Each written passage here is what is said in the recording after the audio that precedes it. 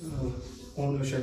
गुरु जी, जैसे कोई भी गणपति जी की, माँ दुर्गा की, हनुमान जी की, भोले बाबा की या विष्णु जी की, जो कोई करना चाहता है बिगिनर लेवल पे, उसे क्या करना चाहिए जिसने अभी स्टार्ट करा हो पूजा पाठ, और इंटरमीडिएट लेवल पे, और जो आपकी तरफ से जिस तरह ग्रेजुएशन हो चुकी है जिनकी, तो उन्हें कौन सा पाठ कैसे कैसे हिसाब से करना चाहिए और किस किस देता है, ताकि उन्हें ज़्यादा से ज़्यादा फल मिल सके। अब देखो, जो शुरुआती दौर है, जो अपने का बिगिनर्स कैसे शुरू करें, तो शुरुआत में तो बहुत छोटी छोटी चीज़ें हैं जिनसे हम शुरू कर सकते हैं। ईश्वर स्तुति प्रार्थना उपासना है, उससे शुरू कर सकते हैं। 8 मंत्र हैं, ऐसे संध्या है, उससे कर सकते हैं, है ना। जो हमारे मनसा परिक्रमा मंत्र हैं, उससे कर सकते हैं। और बहुत सारे हमने छोटी छोटी विधियाँ डाली, उनसे कर सकते हैं।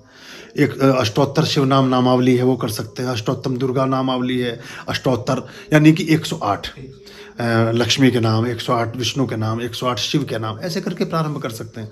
और बहुत सारे श्री सूक्त सबसे साधारण है, उसमें बहुत सारे 108 देवी देवताओं की अर्चना होती है श्री सूक्त के पाठ करने से। सारी गण उसमें प्रारंभिक तौर पे आ जाते हैं, सबका आपको ग्रेस मिलने लगता है। और फिर आपको थोड़ी सी आर्थिक समृद्धि भी आने लगती है, क्योंकि इसमें जो बाकी आगे जितना बढ़ते जाओगे उतना ये खर्चीला होता जाता है। तो अब खर्चे वो कहाँ से आएगा, वो उसके लिए आपको एक ऐसा वो चाहिए फ्लेक्सिबिलिटी कि उसके लिए आप सोचें नहीं, क्योंकि हमारा भारतीय मानस और पूरी दुनिया में ही भगवान को तो सबसे लास्ट में रखते हैं हम। जब हमारी सारी प्रायोरिटी पूरी हो जाती है तो सोचते हैं चलो ईश्वर के लिए भी कुछ करें, और वो सस्ते में निपट जाएं। जबकि अगर ये कभी उल्टा हो जाए तो हमारा जीवन एकदम बदल सकता है। हम ईश्वर को रखें प्रथम प्राथमिकता में, पहली प्रायोरिटी उनको दें, और स्वयं को रखें अंतिम पायदान पर, तो हम तो हो जाएंगे पहले पायदान पर, और ईश्वर स्वतः ही पीछे जाके खड़े हो जाएंगे। लेकिन जब हम उन्हें पीछे खड़ा करते हैं तो हम खुद पीछे हो जाते हैं, ये एक मुश्किल होती है। तो ये हम कर लें तो श्री सूक्त के पाठ करने से अच्छी लाभ। अब कार्तिक शुरू होने वाला, अभी आश्विन खत्म हो जाएगा, पूर्णिमा की 9 तारीख को आश्विन खत्म हो जाएगा। फिर कार्तिक मास में अलग महत्व है भगवान विष्णु और लक्ष्मी के पूजन पाठों का। हमने तो ज़्यादातर, मैंने फोकस इसीलिए सब लोगों के साथ किया कि हमारे साथ जितने लोग जुड़े हैं, पहले वो आर्थिक रूप से आत्मनिर्भर हों। वो 1000 2000 5000 जो इससे सस्ती पूजाएं में मेरी कर बताई हुई होंगी भी नहीं, क्योंकि आपके जीवन में परिवर्तन आएगा ही नहीं। लेकिन अगर 5000 लगा के 5 लाख बनते हो तो बुराई भी क्या है। ये तो मतलब इससे अच्छी तो कोई बात ही नहीं है कि आपका कोई ऐसा काम हो जाए जो 5000 खर्च करके 5 लाख का काम हो रहा हो, और अभी आप कर रहे हो 500 खर्च, और 500 के 500 जा रहे हैं पानी में, तो इसका तो कोई फायदा नहीं हुआ। अगर आपने 500 करके पिछले 20 सालों से खर्च किए, या 1000 करके खर्च किए, और मैं कह रहा हूँ एक ही बारी में 15,000 इन पूजा पाठों की सामग्री को खरीदने में लगा दो। इतने का हवन कुंड ले लो, एक अच्छा कॉपर का हवन कुंड ले लो, एक अच्छी ये चीज़ ले लो, अच्छी सामग्री का इस्तेमाल कर लो, अच्छे पात्र ले लो। तुम नहीं करना है सब, मुझे कुछ नहीं चाहिए 1 रुपया भी। पर अपने जीवन के उत्थान में उन गजेट्स को भी, जैसे मैं हमेशा बोलता हूँ कि साधन बहुत जरूरी है। भगवान श्री राम फूंक मार के भी मार सकते थे लोगों को, भगवान श्री कृष्ण देखकर भी भस्म कर सकते थे। भगवान शिव नजर उठा ले तो दुनिया में आग लग जाए, फिर भी त्रिशूल लेके घूम रहे हैं। भगवान राम धनुष बाण लेके घूम, धनुष बाण की क्या जरूरत है। श्री कृष्ण चक्र लेके घूम रहे हैं, परशुराम जी फरसा। हर एक के पास कुछ ना कुछ है आयुध, जितने भी आयुध। दुर्गा देवी ने तो कुछ छोड़ा ही नहीं, उनके अष्टादश भुजा वाली जो है तो कुछ सामान ही नहीं बचा। तो वो सब साधन ही तो है, वो सब सामग्री है, उनके उद्देश्य की सामग्री है। तो आपके उद्देश्य की सामग्री आपके पास होगी तभी आप लक्ष्य को भेद पाएंगे। अगर उद्देश्य की सामग्री हम नहीं कर, आप किसी को पत्र लिखना चाहते हैं, प्रार्थना पत्र या एप्लीकेशन लेटर, और आप कहने नहीं पेन में तो मैं पैसा नहीं खर्च कर सकता, और न मैं पेपर लूंगा, बस मैं ऐसी जबानी जाके एप्लीकेशन दे दूंगा।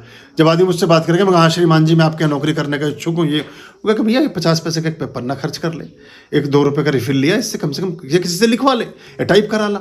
साधन के बिना कोई कृत्य हो नहीं सकता पूर्ण।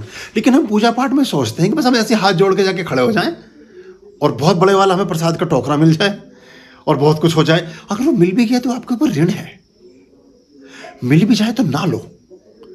जिस मंदिर में आप 2 किलो अमरूद नहीं ले गए, जिस मंदिर में आप 1 दर्जन केला नहीं ले गए, जिस मंदिर में आप 100 ग्राम मिश्री नहीं ले गए, वहां से 200 ग्राम मिश्री और 2 दर्जन केला और 3 किलो सेब लाने का आपको कोई अधिकार नहीं। वो तो किसी और का उतारा आप अपने ऊपर चढ़ा रहे हो। जो वहाँ संकटग्रस्त शोकग्रस्त, ज़्यादातर लोग देखो अस्पतालों में और मंदिरों में दुखी लोग ही ज़्यादा पहुँचते हैं, सारे दिन अपने दुख की बात कहते हैं। तो उन्होंने जो दुख उतारा, अपना उतारा किया अपनी वस्तुओं के साथ, उस उतारे को अपने सर पर चढ़ा के ले आए। दूसरा दिन बैताल को उतार के रखे, मैं अपने कंधे बैठा लिया उसको, फिर हम परेशान, हम दुखी, हम अभी कृपणता से दुखी हैं। गुरु घरों में, मंदिरों में, देवालयों में, ऐसे स्थानों पर आप अपनी क्षमता, अपने सामर्थ्य से भी अधिक करने का प्रयास करें, तब बहुत कुछ हो जाता है। बहुत पुरानी बात है, किसी जगह एक बहुत बड़ा इन्वेस्टमेंट हो गया। लगभग ऐसी स्थिति थी कि थोड़ा सा हम आर्थिक क्राइसिस में थे। एक टेम्परेरी पीरियड ऐसा आया, तभी एक मुझे कॉल आई कि आप कैलाश मानसरोवर जाइए। तो भारत सरकार की तरफ से एक जत्था लेकर के जाना था, तो उसमें जाने का एक प्रोग्राम बना, तो मैं भी उसमें जत्थे में शामिल था। तो बात ये बनी कि टोटल खर्चा 5.5 लाख का बैठ रहा था, हम 2 जनों का, सब कुछ मिला करके। उसमें वीज़ाज भी थे, सारी फीसिस थी, 1.5 लाख तो गवर्नमेंट ही उसका खर्चा था, फिर वो पॉनी पॉटर सब मिला के 5.5 लाख का खर्चा था। बात ऐसी हुई, मैंने कहा कि हम जाएंगे। तो बात चली, तो अब यामिनी ने कहा कि पैसा तो अकाउंट में है ही नहीं, जाएंगे कैसे। मैंने कहा चांदी के जितने बर्तन वर्तन हैं, मैंने तैश में आके ही बोला, अपनी बताऊँ आपको, कि जितना हमारा सामान है ना सब बेच देंगे और जाएंगे, बस ये मैंने कहा। उसके 2 दिन बाद ही मेरे पास एक ईमेल आया बाहर से, विदेश से, कि आपको एक कॉन्फ्रेंस का इनविटेशन दे रहे हैं और सिर्फ आप ही ने उसको करना है और आप उसको होस्ट करेंगे, और ये आपके इतने कैंडिडेट हैं। और ये फिजिकल कॉन्फ्रेंसेज में मैंने हमेशा जब भी वर्कशॉप्स किए तो मैंने फीस ली है। बीइंग ए प्रोफेसर भी मुझे परमात्मा ने भी एक कहा कि तेरा पेशा यही है। और ब्रह्मा से लेकर के और कनाद से लेकर के और विश्वामित्र से लेकर के जितने भी हमारे ऋषि हुए, उन्होंने कहा भैया तो ज्योतिष से कमाओ, ज्योतिष विद्या से आप कमा सकते हो, बाकी तो हमें कमाई की अनुमति नहीं है, या फिर आप जिस चीज़ को प्रशिक्षण दे रहे हो, शिक्षा दे रहे हो, उससे कमाओ। तो हमने एक नियम रखा था कि जब भी कॉन्फ्रेंस करेंगे तो लोगों से फीस लेंगे, और विदेशियों को तो मैं बख्शता नहीं, उन्होंने बहुत पैसा हमसे लिया, तो हमारा सारे देश ही लूट के ले गए। तो हमने बहुत अच्छी खासी फीस हमने चार्ज करता हूँ मैं जब विदेशों में मेरी कॉन्फ्रेंस होती है। आपको जान के अचंभा होगा कि 5,52,000 रुपये का मेरा खर्चा था, मुझे 5,52,000 ही मिले, ना 51 ना 53। और जिस दिन वो पैसा जमा करना उससे 2 दिन पहले वापस आकर के, वो जब मैं वहाँ से वो पेमेंट लेकर के हमने उसका जो यूरो और डॉलर्स थे, जब उन्हें कैश कराया, वो एग्जैक्ट जब उसने अमाउंट रखा, तो मैं बहुत देर तक बैठा सोचता रहा कि मतलब 10 रुपये भी ज़्यादा नहीं दिए ना 10 रुपये कम दिए। तो आप हम संकल्प तो करें। बस मैं जब तैश में आके मैंने बोला कोई बात नहीं, हम अपना सारा जो चांदी वांदी के हमने बहुत सारी चीज़ें थाली वाली हैं सब है, फिर ले लेंगे, इनको बेच देंगे और चले जाएंगे। कुछ भी करने की जरूरत नहीं पड़ी, और बिल्कुल फ्री में हमारी यात्रा हुई। बल्कि दिल्ली का चूंकि मेरा पासपोर्ट था उस समय, दिल्ली अरविंद केजरीवाल ने 30,000 रुपये और बाद में भिजवाए घर कि जी ये वहाँ हो गया। वो उनका सब्सिडी का कोई प्लान था कि वो देते थे हर आदमी को, तो वो भी मिल गए। इनको यूपी का पासपोर्ट था, इनको 50,000 मिले वापस, मतलब और प्रॉफिट और हो गया 80,000 का। तो ऐसे चलता है। हम डिटर्मिनेटेड नहीं हो पाते, हमारा संकल्प ही अधूरा होता है, और बिना उसके हम कैसे कर पाएंगे। हम बच्चे को विद्यालय में जमा करते हैं, तुम्हारे सवाल का जवाब थोड़ा लंबा हो गया, पर ऐसे ही समझा भी पाता हूँ मैं और बात बनती नहीं। हम विद्यालय में बच्चों को जमा करते हैं, क्या उस समय सारा कैलकुलेशन करते हैं कि ये बच्चे को नर्सरी कक्षा से LKG से लेकर के पोस्ट ग्रेजुएशन तक का या PhD डॉक्टरेट तक का हमारा 50 लाख आज हम इसमें इन्वेस्ट कर रहे हैं, ये कितने का बच्चा बनेगा, कितने का नहीं बनेगा, नौकरी लगेगी कि नहीं लगेगी, निखद हो जाएगा कि अपराधी हो जाएगा कि क्या हो जाएगा, बच्चा जिंदा रहेगा भी कि नहीं पोस्ट ग्रेजुएशन के बाद, क्या कुछ कितनी चीज़ों की हम कभी नहीं सोचते। हम इस परमात्मा के ऊपर एक विश्वास करके उसमें इन्वेस्ट करते हैं। बस ये जो विश्वास है ये उसको फलीभूत करता है, और बहुत लोगों के बच्चे नहीं भी कर पाते सफलता प्राप्त, कुछ गलत भी निकल जाते हैं। अभी जितने ओसामा बिन लादेन सब ये इंजीनियर ही तो थे, दिमाग दूसरी जगह लगाया, तो माता पिता ने तो पैसा खर्च इसलिए किया था कि तुम पढ़ लिख के काबिल बनो, अब नहीं बने, वो कुछ और बन गए। तो हम जो प्राथमिक पूजा है, जैसे आपने बताया, प्राथमिक पूजा में ये भी होता है कि जब शुरू ही कर रहा है आदमी तो उसका विश्वास नहीं जमता। वो एक महिला का मेरे पास फ़ोन आया, मुझे देख कर थोड़ा कष्ट भी हुआ। बेचारी बहुत अच्छी हैं, रिटायर्ड हो गई हैं, उनको पेंशन प्राप्त होती है सब है, लेकिन उन्होंने क्या किया, बहुत भोली और अच्छी होने की वजह से, बहुत धर्मात्मा और धर्म के मार्ग पर चलने की वजह से उन्होंने अपनी सारी संपत्ति अपने पोतों के नाम कर दी और अपने परिवारों के नाम कुछ चीज़ें खरीद ली और इस तरह का कर लिया। वो सिर्फ जो उन्हें पेंशन मिलती है उससे ही सबका पालन पोषण करती हैं। लेकिन उन्होंने एक वो भेजा कि वो मैं जब घी की जोत जगा रही हूँ तो मुझसे एक एक चीज़ का हिसाब रख रहे हैं, और मैं सोचती हूँ कि सारे जल प्रवाह कर दूँ और मैं नास्तिक हो जाऊँ, मैं ये करूँ, मैं क्या करूँ, फलाना करूँ। तो एक तो व्यक्ति को कुछ चीज़ों में हमेशा आत्मनिर्भर रहना चाहिए, और जब तक वो व्यक्ति सब तरह से सक्षम और सब तरह से ठीक है, बिल्कुल मृत्यु की अंतिम घड़ी नहीं आई, अपना स्वामित्व अपने पास ही रखना चाहिए। उन सारे बुजुर्ग साथियों से, उन सब लोगों के लिए मैं ये कहना चाहूँगा कि जो भावावेश में आके बहुत पहले अपनी संपत्तियाँ और सारी चीज़ों की वसीयतें और सब कर देते हैं, वो ना करें। उसके बाद में उन्हें लगता है कि ये बोझ है तुम्हारे लिए। ऐसे बड़ी दुर्भाग्यपूर्ण स्थिति है ये हमारे समाज की, पर ऐसा हो जाता है। फिर उसमें आपको वैसी चीज़ों का भी हिसाब रख रहा है आदमी, तो बेसिक भी नहीं कर पाओगे आप। भाई गौ खरीद तो जगाओगे ही, गाय का घी तो 450-450 से लेकर के 1000 रुपये किलो तक का आता है। अलग अलग तरह के घी हैं, नॉर्मल घी भी 500-550 रुपये किलो तो आता ही आता है जो आप लेंगे। तो आप घी भी आप लगाओगे, सब चीज़ें, तो उसमें खर्च होगा। तो ये खर्च को हम ऐसे मानते हैं, जबकि परमात्मा के प्रति हमारी तरफ से ये एक बहुत बड़ा आभार है कि ईश्वर, तो आप बीमारी से बचेंगे, रोगों से बचेंगे, कलह कलेश से बचेंगे, नुकसान से बचेंगे, आपको हानि नहीं होगी, आपको घाटे नहीं होंगे, आपके दिवालिया नहीं खिसकेगा, आपको बहुत तरह की समस्याएं नहीं होंगी, आपकी संतानें कभी गलत मार्ग पर नहीं चलेंगी, आपके बड़े बुजुर्गों के साथ कभी दुर्घटना नहीं घटेगी। वरना तो जो संचय हम करेंगे कृपणता के साथ, परमात्मा के मार्ग से कृपणता करके जब हम संचय करते हैं, तो अनायास होने वाली दुर्घटनाओं में सारा धन व्यय हो जाता है। आज मेरे 4 लाख रुपए बचाए कि हम बहुत कंजूसी करके परमात्मा का पूजा पाठ नहीं करेंगे। डॉक्टर ने कोई ऑपरेशन बता दिया, 5 लाख रुपए चले गए, हिसाब बराबर हो गया, 1 लाख के घाटे में हैं आप। जबकि अगर आप पूजा पाठ कर रहे होते, आप हर सप्ताह यज्ञ कर रहे होते, तो 100 में से 1 को तो मैं नहीं कहता, लेकिन 99.9% लोगों को कभी डॉक्टर का मुंह नहीं देखना पड़ता। 24 मई 1997 को मुझे बुखार आया था। तो मतलब चलता है, सब ठीक है, कोई बात नहीं। नज़ला जुकाम ये वो, बर्फ पड़ रही है, सब पड़ रही है, गर्मी सर्दी सब में घूमते हैं, सब ठीक है, चलता रहता है, कोई समस्या नहीं आती। तो ये सब परमात्मा के कवच हैं। फिर जब आप उनकी बात करते हो, एक बात सुनो, तुम अपनी बच्ची की उदाहरण तुमने छोटा सा बताया, तुमने हमें स्मरण किया अपने हृदय से, और तुम कहते हो कि उसमें तुमने ही बताया कि उसे लाभ मिला और वो अच्छा हो गया। तो हम तो परमात्मा के विराट अंश का एक रेत का कण भी नहीं, एक चावल का दाना भी नहीं, तो इतना लाभ पहुंच रहा है, और वो पूरे ट्रांसफार्मर पे आपने कटवे डाल दिए, तो आपकी तो बिजली चकाचौंध रहेगी हर समय। मतलब मार्ग यही है, माध्यम गुरु ही है, लेकिन आपका फिर कौन क्या कर सकता है। और कुछ बड़ा होने वाला भी होगा, अगर कुछ भोला भटका कहीं का किसी जन्म की कोई, या इस जन्म की किसी का करते, तो आप ऐसा लगेगा, जो मैं बोलता हूँ कि आप ईंट ना लग करके चावल का दाना लगेगा, और चावल के दाने का आपको एहसास भी नहीं होगा कि लगा भी कि नहीं। तो प्राथमिक पूजाओं में सामान्य ढंग से लक्ष्मी गणेश की पूजा कर ली जाए, भगवान राम की पूजा कर ली जाए, ओम नमो भगवते वासुदेव कर लिया जाए, जय श्री राम कर लिया जाए, ओम नमः शिवाय कर लिया जाए, ओम शिवाय नमः कर लिया जाए, ओम नम दुर्गाय नमः कर लिया जाए, ओम गम गणपते नमः कर लिया जाए। तो ये छोटे छोटे मंत्र हैं, कोई भी जैसे कोई ज़्यादा मंत्र संस्कृत नहीं पढ़ सकता, वो ऐसे कर सकता। गायत्री मंत्र प्राय सभी पढ़ लेते हैं, हमारे हिंदुस्तान में जितने लोग आते हैं लगभग सभी को याद होता। गायत्री मंत्र का पाठ करें, वो भी बहुत अच्छा है। ड्यूरिंग सनलाइट, जब तो सूरज उदित हैं, गायत्री मंत्र का जाप करें, अपने बच्चों से जरूर कराएं, उनकी बुद्धि मेधा प्रतिभा अच्छी होती जाएगी, है ना। तो ये छोटे छोटे, इससे हम प्राथमिक रूप से शुरू कर सकते हैं। फिर उसके बाद जब प्राथमिक रूप से शुरू करोगे, तो आपको कुछ चमत्कार प्रतीत होने लगेंगे अपने जीवन में, और आपकी आस्था पर एक मुलम्बा चढ़ेगा, आस्था आपकी कोटेड होने लगेगी, लेमिनेटेड हो जाएगी आस्था, जल्दी से भीगेगी नहीं पानी से। तो वो आस्था विश्वास जब लेमिनेटेड हो गया, तो 4 कदम आप आगे चलेंगे। फिर आप जाएंगे साधनों की तरफ। फिर आपका मन करेगा कि नहीं मैं जूता तो बाद में ले लूँगा, डिकैथलॉन का 7000 का, पहले मैं चांदी का दिया लेके आता हूँ 3500 का। और आपको जान के बहुत बड़ा आश्चर्य होगा कि अब 3500 रुपये का जूता, मतलब 7000 का जूता छोड़ के 3500 रुपये का, मतलब उदाहरण साथ मैंने जूते का नहीं देना चाहिए, किसी और चीज़ का दे देना चाहिए, पर ऐसी बात जल्दी समझ आती है, लोग उसी में ज़्यादा करते हैं। तो आपको पता चलेगा कि जूता भी कहीं से फ्री में आ गया, या आपने प्राप्त कर लिया, और दिया भी जग रहा है घर में। मेरे साथ ऐसा हो रहा है। हो रहा है ना। हाँ, तो दिया भी मिल गया और वो भी मिल गया। बस ये शुद्ध हृदय वाली बात जो मैंने अभी आपको कैलाश वाली बात के साथ शेयर किया।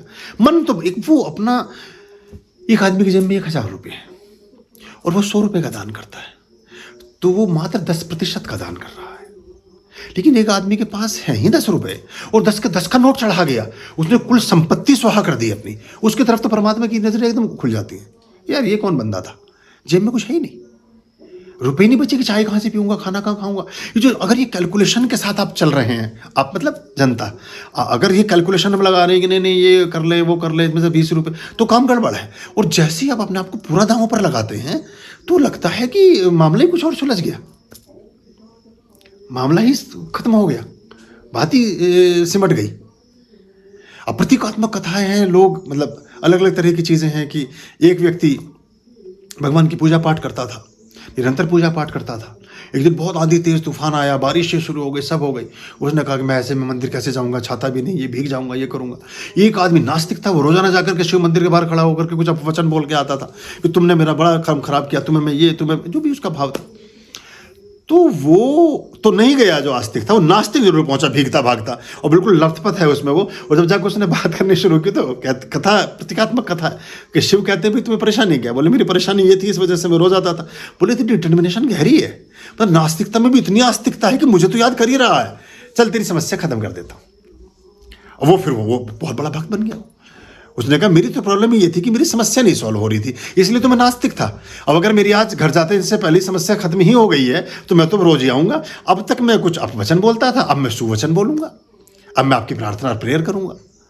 तो कभी कभी हम हमारा जो सर्वस्व वाली बात है ये नहीं हम कर पाते, हम सोच नहीं पाते इस चीज़ को।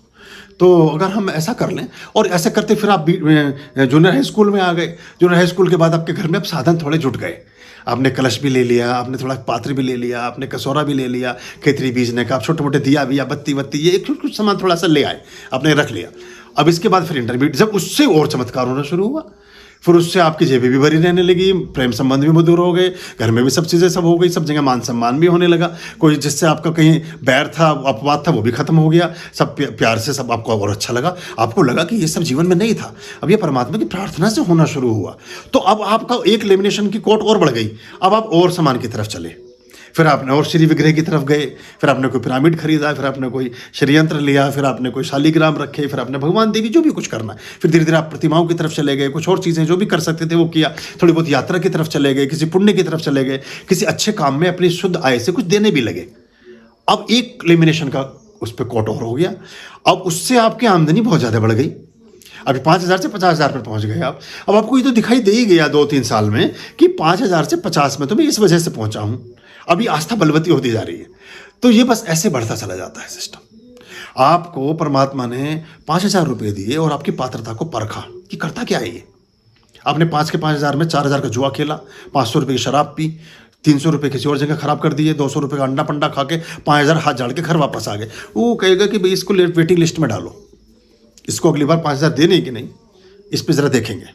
जो भी मतलब ऐसा कुछ होता नहीं, पर मैं एक बात बता रहा हूँ कि वो आपको वेटिंग मोड पर आप चले गए। आपको जो 5,000 मिले उसे आपने शुद्ध आय में खर्च किया, पुण्य के कार्य में खर्च किया, अपने घर की परवरिश में खर्च किया, अपने बूढ़े माता पिता की सेवा में खर्च किया, अपनी पत्नी के साथ संभाल और उसकी चीज़ में खर्च किया, अपने बच्चों की मतलब जो भी शुद्ध जो अच्छी बातें थी। तो उन्होंने कहा नहीं इसकी ज़रूरत 5 की नहीं, इसकी ज़रूरत तो 15 की है, तो इसे अगली बार इस बार जो इसका टैरिफ बना है इसे 15 कर दो। तो अगली बार आपका 15 आ गए। आपको पता नहीं था, वहाँ भी प्रमोशन हो गया, कुछ और हो गया। बीवी ने बता दिया कि जो मेरे मायके में कोई वो था, मेरे भाई ने बोला था एफडी बनवाऊंगी और उन्होंने भी बनवा के भेज दी, मैं क्या करूँ, तो रखनी पड़ेगी मुझे। तो मतलब कुछ ऐसा काम बना जिसकी आपके पास कोई कल्पना नहीं थी आपके पास। तो जो भाव है बड़ा अद्भुत है, इससे बढ़ के कुछ है नहीं। तो फिर आपके ग्रेडिंग परमात्मा खुद बढ़ाता जाता है। हम सोचते हैं कई बार, हम सोचते हैं हम तो नौकरी पेशा है जी, हमारी तो 12,000 तनख्वाह है जी, हमारी तो 42,000 तनख्वाह, हमारे क्या हो सकता है। तुम्हें क्या पता तुम्हारे क्या हो सकता है, तुमने भी सोचा ही नहीं। या तुम्हारा कुछ नहीं भी होता, तुम्हारा अहित नहीं होगा। तुम अगर 5 साल बाद 10 साल बाद किसी कैंसर की, किसी ब्रेन हेमरेज की, किसी ऐसे हार्ट अटैक, किसी ऐसी घटना के शिकार नहीं होगे जिसमें कुल जमा पूंजी तुम्हारी एकदम स्वाहा हो जाए। आजकल की बीमारियां ऐसी हैं, डॉक्टर्स को तो आप जानते ही। तो पता चला आप किसी के चपेट में आ गए तो 5-10 लाख बराबर हो गए आपके। तो आप उससे, वो भी तो आपकी सेविंग ही हुई जो अदृश्य है, जिसको हम देख नहीं रहे, जो हमारी नज़र में नहीं है कहीं पर हो तो रही है। आपके घर में सद्बुद्धि बनी है, आपके बच्चे ठीक है, आपकी बेटियां ठीक है, बहनें ठीक, परिवार ठीक, कहीं कोई संताप नहीं, कोई दोष नहीं, कहीं कोई समस्या नहीं। ये क्या कम प्रसाद है? उनसे पूछो जो इन झंझटों में फंसे हुए हैं। वो 24 घंटे लाख करोड़ोंपति हैं, लेकिन उनके घर में इतने तरह के तनाव हैं, वो कह रहे बस या तो उसे गोली मार दूंगा या मैं गोली मार लूंगा। मतलब अजीब अजीब बात है। या तो उसे फंदे पे लटका देंगे, मुसलमान से शादी करने जा रही है फलाना, मतलब तो कम से कम ऐसी समस्या तो नहीं है। ये सब आपके लिए रक्षा कवच का काम करती है। तो आप प्रारंभ करके प्राथमिक पूजाओं से फिर धीरे धीरे फिर परमात्मा आपका खुद ही हाथ पकड़ लेते हैं, आपका खुद ही चेष्टा, खुद ही फिर आप श्री सूक्त है, फिर उसके बाद आप लक्ष्मी सूक्त पढ़ने लगोगे, फिर जो है गणेश निधरता स्तोत्र पढ़ने लगोगे, फिर मंगल स्तोत्र पढ़ने लगोगे, फिर आप उसमें महालक्ष्मी स्तोत्र पढ़ने लगोगे, फिर आप कुबेर, धीरे धीरे खुद ही पन्ना पलटना चालू हो जाएगा आगे का, जब आपका दिल लगेगा। यही हो रहा है ना, यही होगा, यही होता है। तो ये तो धीरे धीरे बढ़ता जाता है। तो ये सुखद प्रमाद है, ये भी बढ़ता है। एक दुखद प्रमाद है, वो भी बढ़ता है। जैसे कोई आदमी बुरा काम करता है, वो बढ़ता चला जाता है। कोई आदमी मद्यपान करता है, उसकी मात्रा बढ़ती चली जाती है। ये परमात्मा का मद्यपान है, इसकी मात्रा भी बढ़ती चली जाती है। फिर आपका हर समय मन करेगा कि मैं तो इसी में बैठा रहूं। ऐसा करता है गुरुदेव। हाँ। जब दिए जला के पाठ पे बैठते हैं तो दिल करता है कि घड़ी रुक जाए, ड्यूटी का टाइम ना हो। और इसका एक और लाभ प्राप्त होगा आपको। इसमें सबसे बड़ा लाभ ये होगा जो बहुत मूल्यवान है।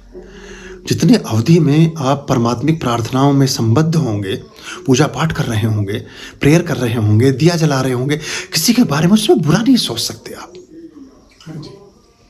न मन में गाली आएगी, न मन में विकार आएगा, न किसी के बुरे की भावना आएगी, न कुछ बुरे कृत्य का ही विचार कुछ आएगा ही नहीं। ये मेडिटेशन ही तो हो गया सारा का सारा। और अगर अभी 15 मिनट है, फिर 20 है, फिर 25 है, फिर आधा घंटा, फिर 1 घंटा, जितना भी समय, तो उतना समय पवित्र नहीं हो गया आपके लाइफ का। उन 24 घंटे में से कितना गोल्डन टाइम हो गया पूरा का पूरा। क्योंकि उसमें आपने कोई ऐसा कृत्य, भाई भगवान के सामने बैठ के किसी को दुर्वचन तो बोल नहीं सकते आप, किसी के बुरा तो सोच नहीं सकते आप, किसी को गाली तो दे नहीं सकते आप, किसी को कुछ वैसी बात। तो जो भी करोगे अच्छा ही करोगे या नहीं भी करोगे तो बिल्कुल। अगर कुछ नहीं भी किया तो गलत कुछ भी नहीं किया, और अगर अच्छा ही किया तो अच्छा बढ़ता चला गया। चलो नहीं भी बहुत पूजा पाठ भी नहीं किया, आधे घंटे बैठे हो जोत को ही देखे जा रहे हो, तो भी गलत कुछ नहीं कर रहे हो। लेकिन खाली समय बैठ के तो वाचाल है, किसी का फोन आ गया, कुछ हो गया, किसी ने खबर दे दी, वो फलाना जी, वो वर्मा जी वहाँ खड़े हुए बस अड्डे पे आपको ये बोल रहे थे, आप भी फिर शुरू हो गए। बोले उसकी हिम्मत कैसे हुई है कहने की, वो मुझे जानता नहीं है अभी। मतलब अरे तुम ही नहीं जानते अपने आप को, अभी वो क्या जानेगा तुम्हें। अभी तो आदमी अपने परिचय को कहाँ जान पाते हैं। क्या हमारा आत्म स्वभाव है क्या? हम मरण धर्मा थोड़े ही हैं। हम जो हैं, हम तो अमृतस्य पुत्रा, हम परमात्मा के अंश हैं, पर भूल जाते हैं इसको, हम फिर राक्षसी प्रवृत्ति में चले जाते हैं। तुम्हारे को शंका का समाधान हुआ या कुछ बचा हो तो पूछ ले, अभी मैं इसी में जोड़ दूंगा उसको भी। ये ऐसे बढ़ता जाता है, और इसके इसी ऐसे बढ़ाना भी चाहिए इसको। इसलिए कहीं गलत प्रार्थना नहीं करें। मैं पिताजी खुद करते हैं, कई बार वो दिया जलाते हैं उसका तिल के तेल का, मैं मना करता हूँ मगर फिर भी वो जलाते हैं। उनका स्वास्थ्य कैसा है? स्वास्थ्य में तो ठीक है, मगर वो शुगर है जी। तो ठीक कहाँ है फिर? अच्छा, और कोई किसी प्रकार की हानि, लॉस, पैसे वैसे का किसी का? बस गुरुजी आपको पसंद हो तो आप अच्छा, हाँ तो बस, हाँ तो ये चीजें होती हैं, उन ये नहीं जलाना चाहिए।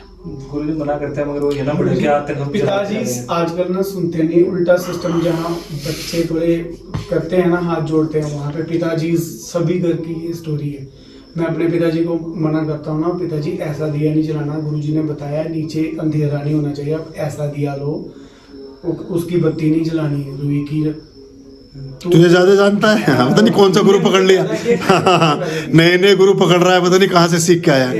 हाँ, नहीं, गुरुजी के बारे में तो गुरुजी कुछ नहीं बोलते, बोला, क्योंकि वो खुद गुरु धारण किया है। अच्छा। बस उन्होंने मुझे स्टार्टिंग में ये बोला था कि जहाँ से तू जुड़ रहा है वो दूर बहुत है, देख के फिर जुड़ना, बाद में गुरु को पीठ नहीं दिखाते। मेरे पिताजी ने भी मुझे ये कहा था। मैंने कहा पिताजी मैं कर लूंगा। मैंने 40-41 साल का हो गया हूँ, मैंने बड़ा सोच विचार के, मुझे जैसे गुरु चाहिए थे बिल्कुल वैसे मैं यहाँ पे पहुँचूंगा। जैसे भी अभी आपने एग्जांपल दी ना, हम दोनों आपस में डिस्कस करते हैं, शेड्यूल हमारा थोड़ा टाइट है, तो कैसे मेरे हर महीने लॉस हो जाता था।